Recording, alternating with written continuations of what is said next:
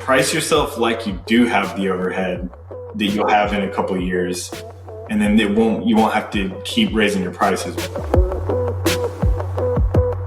Find that middle ground, find something that's doable, that's maybe a little, I was going to say comfortable, but don't. Do something that's a little uncomfortable and work your way up, and you can raise your prices little by little until you get to that spot.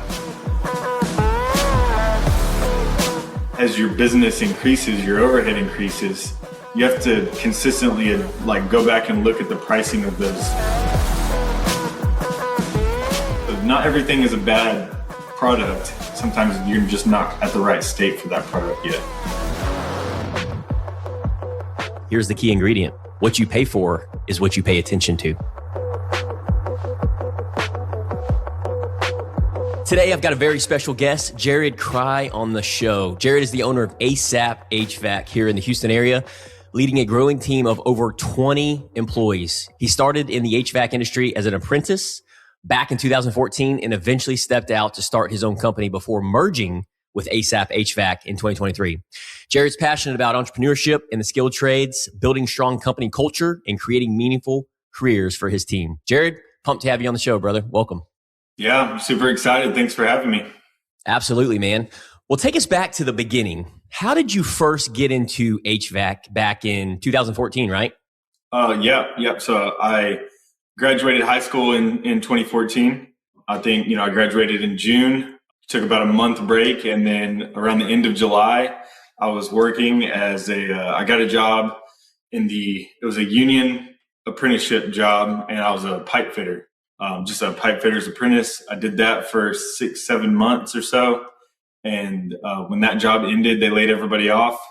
And then the opportunity in the union for an AC technician apprentice came up. So I hopped on it.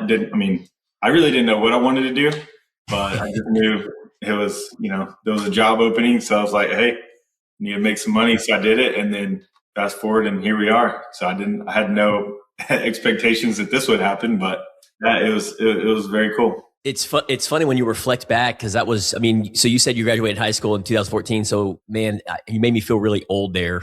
So I just realized you said, that's why I love surrounding myself with individuals like you, because it makes me younger, the younger generation. Yeah. I'm curious, man, at what point did you realize, because I know a lot of our entrepreneurs and business owners go through this as well. At what point did you realize that you didn't just want to work in the trade or be an apprentice, but you wanted to start your own business? Yeah, I think about that all the time. I don't know the exact moment. I know that in the air conditioning world in Texas, you have to have 4 years of experience before you can get your contractor's license. Oh, wow. Okay. I believe around the 3-year mark, I was, I knew that, and I was like, man, that would be kind of cool, start your own business. And, so I started after work. If, a family or a friend would need some help, I would go. And I worked for strictly a commercial company. Through the union, they're only commercial. They don't do residential. So I'd have family and friends like, oh, you're an AC. So, my AC's down, come help me. So I'd go look at their unit, change out a capacitor or two here and there, not charge anywhere near enough. But it was a little money, right? And that kind of started rolling. So I think right around the 4-year mark, I just kind of made a decision like, hey, I could go do this. Like, I'm working all day and then working as soon as I get off work, helping out friends and family. So I think I could do it on my own, right? So I did that. And at the 4-year mark, you have to get your employers to sign off on your experience. So that's a little nerve-wracking, right? Yeah. Because then if you tell them like, hey, I need you to sign for my experience to get my license, they're like, well, what are you doing with your license? So I was decent friends with the owner of the company at that time. So I told him what I wanted to do. They were only commercial, and I wanted to start a only residential company, right?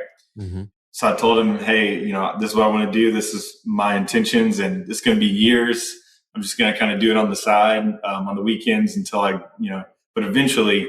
And I just told him up front, eventually I want to start my own company. And, he signed it and he was good with it and everything. And then right after I got my license, he let me go.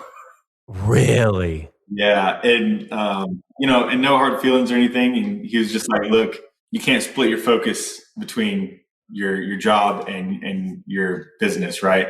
Yeah. And that's what was going to happen, and he knew that. And that's honestly, that's already what was happening. Yeah.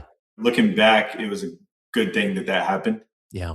And it was nerve wracking because I had my son was 6 months old at the time. Oh my gosh. So it was just like kind of blindsided, like, hey, you got to really make this business work now, Yeah. Where before I thought I had some time to kind of save up some money and stuff like that, where it's just like, hey, sink or swim, right? So what I'm hearing you say is like your back was up against the wall, like this had happened. It was in God's timing. And what was going through your mind is like, hey, it's sink or swim. Is that what I'm hearing you say? Yeah, for sure. And what's really cool is I never missed a paycheck after that. So a few years later, whenever we started, there is times that I did not pay myself, to be able to make payroll and things like that. But I would say in that initial year and a half, I just continued to pay myself the same as I was making before. Mm-hmm. And it just started right off the bat. Actually, the day that I got let go, as soon as I got home, I went and ran a service call. So it was just, I really hit the ground running and never looked back, really. It was a blessing for sure. Was there a moment where you thought this might not work? In the beginning, I didn't really think that. Surprisingly, I don't know, maybe I was just ignorant or something, right? But like, I was just running. It was funny because I was driving a company vehicle for 4 years. So I didn't even have a personal vehicle. Like my wife had one, but I didn't. I just had a business, like a work vehicle. So then immediately went down to, we had one vehicle, and it was a Jeep Cherokee. And so that was my service truck for the first 3 to 4 months. So I would just loaded up all my tools in my wife's Jeep Cherokee, ran service calls out of it for a few months until I saved up enough money to buy a $7,000 truck. And I still have that truck to this day. Really? Yeah, we use it as like a little shop truck, like running around, going and getting parts and things. It has about 380,000 miles on it. Wow. Still running. That's awesome, man. Those early years, Jared, a lot of people don't realize what it actually takes to build something, especially what you've turned it into. And we're going to tap into that here in a few minutes on you merging. But I'm curious, those early years, man, when your back was up against the wall and you had your 6-month-old and you started putting one foot in front of the other, what did those early years of building your HVAC business teach you about grit and responsibility? Oh yeah, talking with I talk with a bunch of business owners just like you do, at all different levels, and I think the one thing in common, especially in I would say the first 6 months to a year, is you kind of have to put your personal hobbies and things like that to the side, which is not fun. Like I love to fish, I love to golf, I love to do all this stuff now. And I would say the first year at least, like it didn't matter what time it was. If the phone rang at 10 o'clock at night, like I had to get up and go, I remember missing friends' birthday parties, events. Like I remember walking out of the movie theaters just to answer a phone call. Like, and I think that's something you have to do in at least the first year, until you have, some cash set aside or able to hire people to do those jobs. Right. And that's kind of one thing we kind of set our name on, is there's so many companies that don't do after hours service calls. And that's just, if you think about it, people get home at 5 or 6 o'clock and they're going to sleep at 10, right? Like that's after hours. So Yep. When they're going to call you, right? Yeah. I remember running many calls at midnight, right? So I think that's just one of those things you have to be willing to do, is set aside some of your personal time to make the business work, and then you can get that back down the road. But yeah, it's a struggle though. So a lot of people are willing to do it. Yeah, that's so true, man. In that whole entire time that you're doing that first 12 months, 18 months, 24 months, you're just sink or swim, right? You're thrown out to the wolves. You're learning things that you've never been taught before. And you could have the blueprint. You could have a mentor, especially with AI, ChatGPT nowadays. It can literally tell you how to build a business. But until you actually go out and do, there's really no way of learning than actually rolling up your sleeves and doing it. And you've done that. And then over time, you just replace yourself and then ultimately have this business running itself like a well-oiled machine versus because you're just creating yourself either another job or a business. You're either an asset or a liability. And that's what I'm hearing you say is like, man, you just kept doing the things and making the adjustments, making the tweaks along the way and fast forwarding and replacing yourself. And now you've built, and that transitions into you merged Crye AC with ASAP HVAC in 2023. So what lessons did that transition teach you about growth and leadership? Man, it was a fun time, but it was also kind of chaotic, right? There's so many different moving pieces and so many things we did that have made absolutely no sense, right? To kind of go back a little bit, that story, Nick and I worked at the same company together for a few years. And that's the company that I left to start Crye Air Conditioning. And Nick stayed on. He worked his way up to account manager, which is a commercial salesman. He was doing well in that. And, I was doing Crye AC. Then Nick decided to leave and start ASAP HVAC.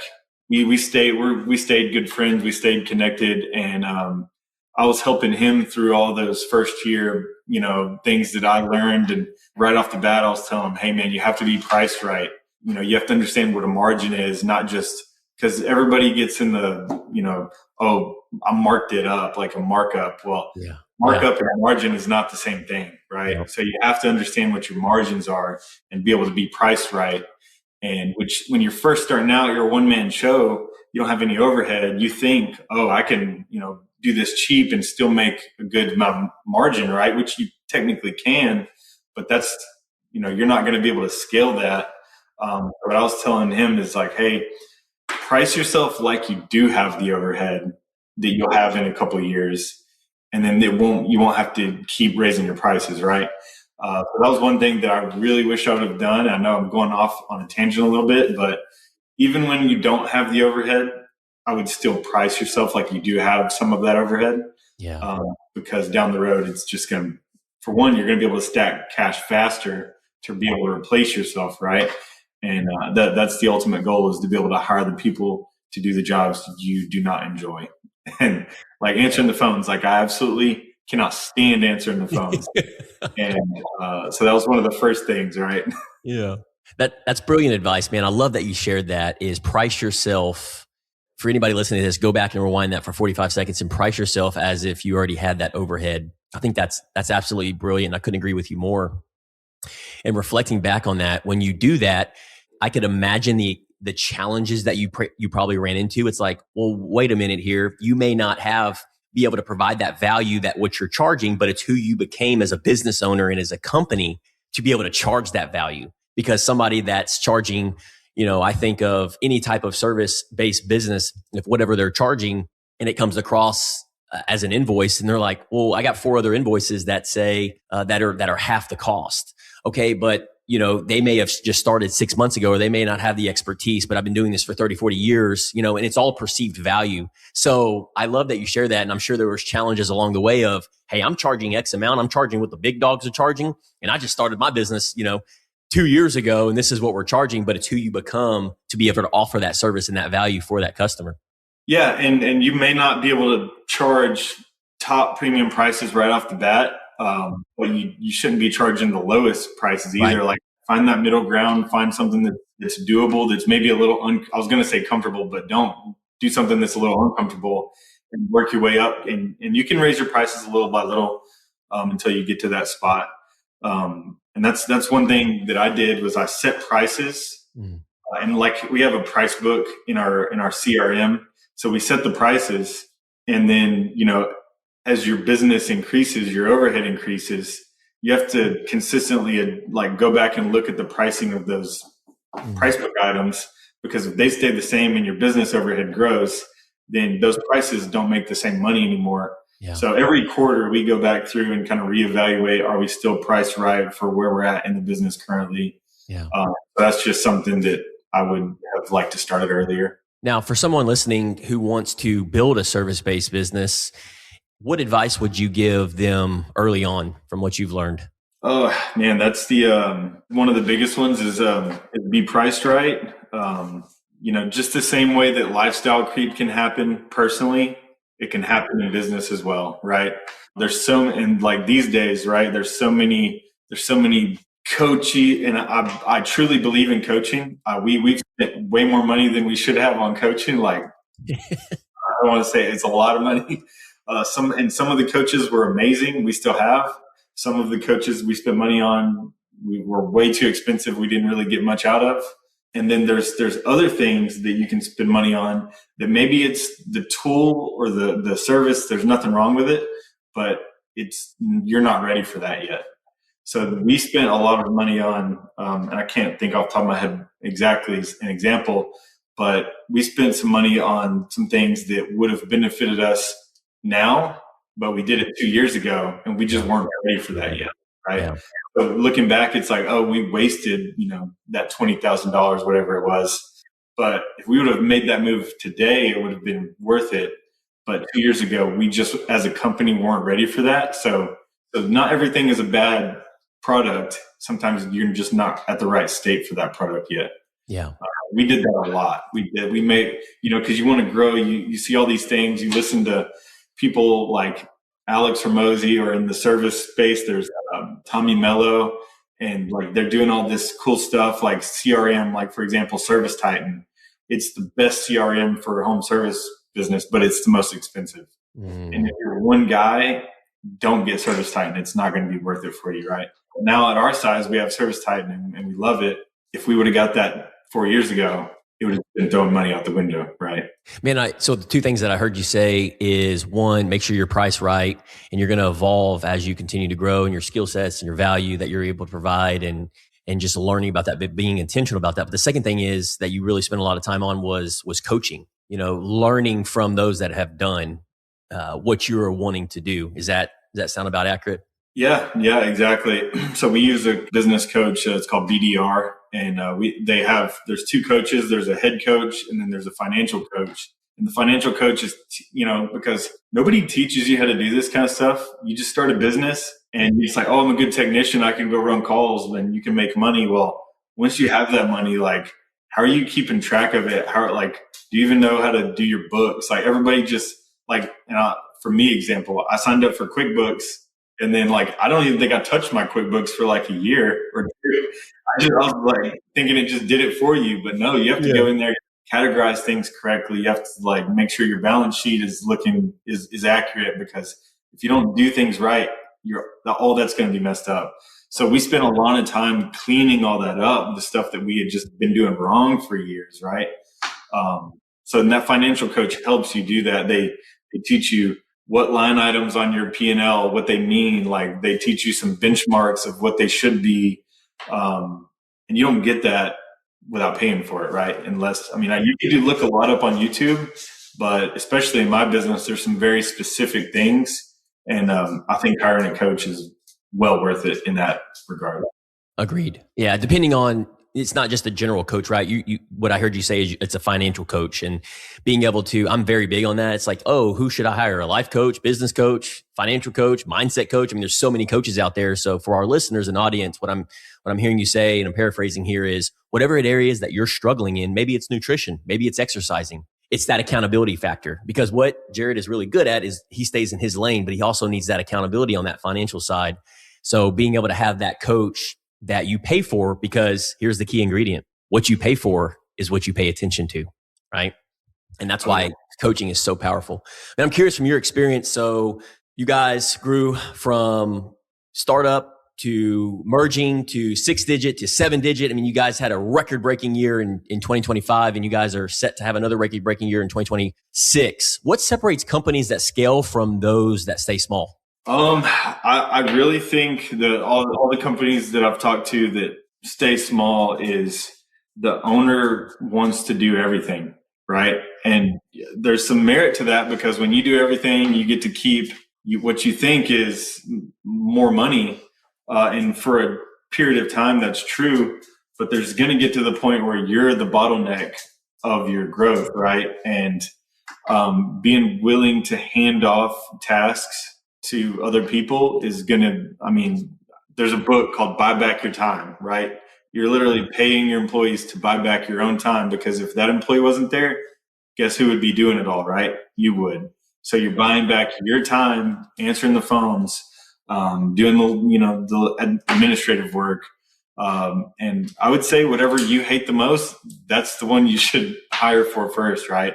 A lot of people think, and I'm talking my industry specific, a lot of people think the first thing they need to do is hire another technician, because that just seems like the best way. It's like grow a little bit, hire another technician to go run more calls, where really, I think, and that's exactly what I did.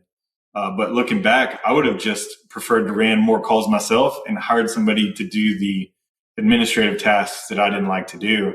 But I did it backward. I gave up something that I was actually good at and like to do, which is the technician side, to step back and be in the office, because I thought, oh, I need to be in the office. I'm the owner. Where eventually that's true. But in the beginning, I should have just stayed, ran more calls myself, had somebody in the office doing all that, right? So I think, and I can't even remember what the question is now, but I think that's what separates, is the owners just want to stay and do every little thing, and they don't want to hand off things, right? There's a flip side to that, where you hand off too many things and you don't make sure that stuff's getting done right. So there's a balancing act there, but it's all about the people, right? It's all about the people that you work with. So one of the things that I'd run into is growing and scaling in the last 10 years of my entrepreneur journey, and I know a lot of our listeners probably run into this as well, is that, okay, hey, I've bought back my time. I've replaced myself.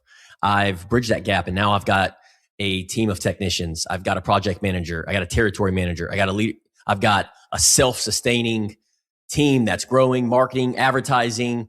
I got retention. I got compliance. All these things are happening. Now, what do you do with your time as an owner? Yeah, I think that's somewhat where we are now. We're to the point now where we could step away for a week, maybe even 2 weeks. Like, we have a management team in place that could run things while we're gone. But they, I think that, and I'm speaking directly to myself here, sometimes you can let that happen a little too early, right?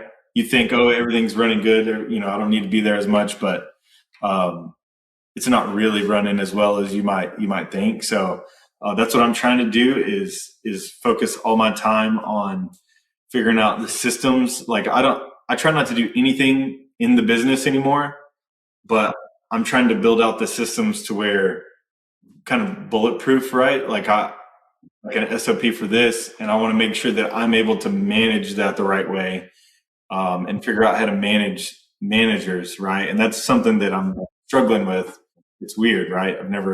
This is a new stage in business I've never been at before. So building all this out, understanding how to, manage, get certain reports back to me to tell me certain things, certain KPIs. It's a struggle. And that's what I'm working with. So to answer your question, is working on the business instead of in the business is a big thing. Like, and maybe it was a little too early, but I've made it a point these last couple of years to, like, if I do something, I don't ever do it by myself. Like, if I'm going to do it, I'm at least going to have somebody that will do that in the future. I'm going to show them, right?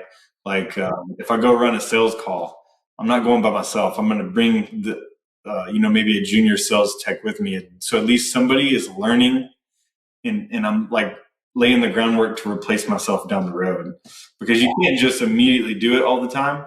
Sometimes you have to train people up to take that away from you.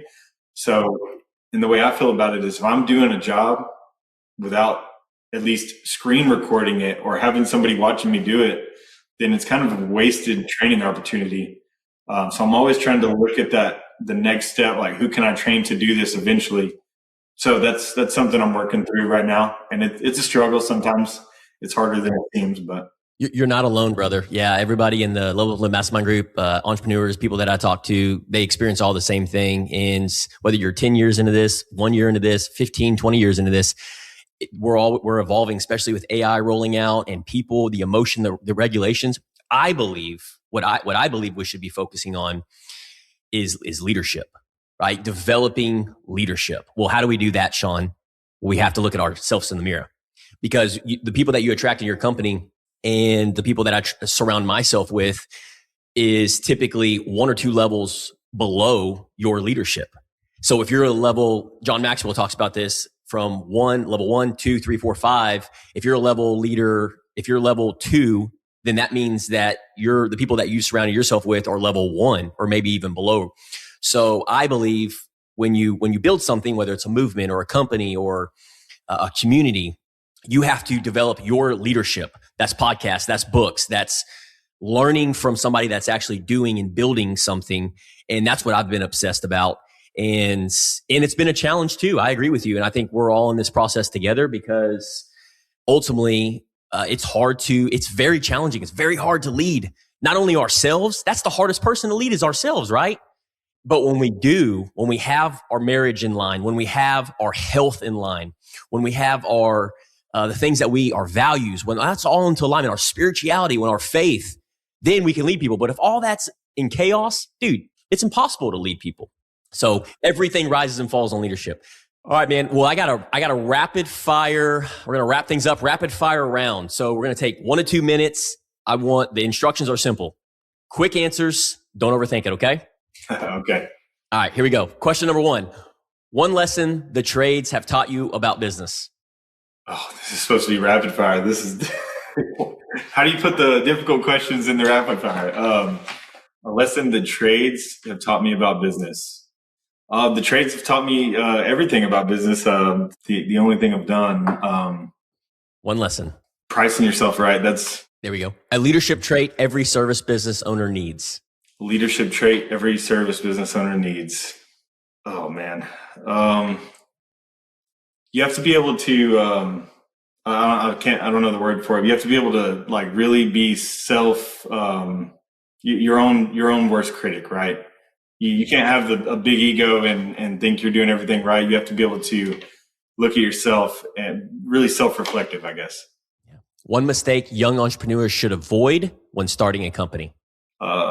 Being over leveraged, way too much debt. Best way to earn respect from your team. Showing them that you're not afraid to do the job and step up even whenever it's difficult. Jiu-jitsu, golf, or fishing, if you could only pick one. Oh, that's so hard. That's so hard. Oh, man.